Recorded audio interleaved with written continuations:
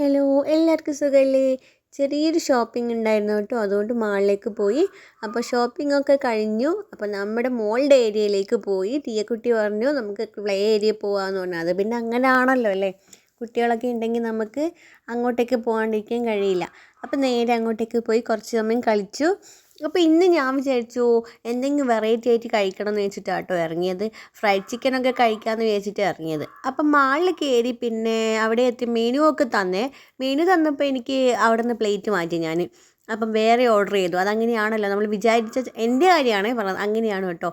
വിചാരിച്ച് പോയതൊന്നല്ല കഴിക്കുക. അപ്പം നമ്മുടെ ഈ ഒരു ഐറ്റം അങ്ങോട്ട് ഓർഡർ ചെയ്തു കേട്ടോ. നമ്മുടെ സ്ട്രോബെറിയുടെ ഫുൾ മീ അപ്പോൾ ഓർഡർ ചെയ്തു. അത് അങ്ങ് ഇടുമ്പോഴേക്കും ഞാനും ഏട്ടനും എല്ലാവരും കൂടി അങ്ങ് അറ്റാക്ക് തുടങ്ങി. ആൾ ഭയങ്കര ടേസ്റ്റിയാണ് കേട്ടോ, നല്ല ടേസ്റ്റ് ഉണ്ടായിരുന്നു കഴിക്കാനായിട്ട്.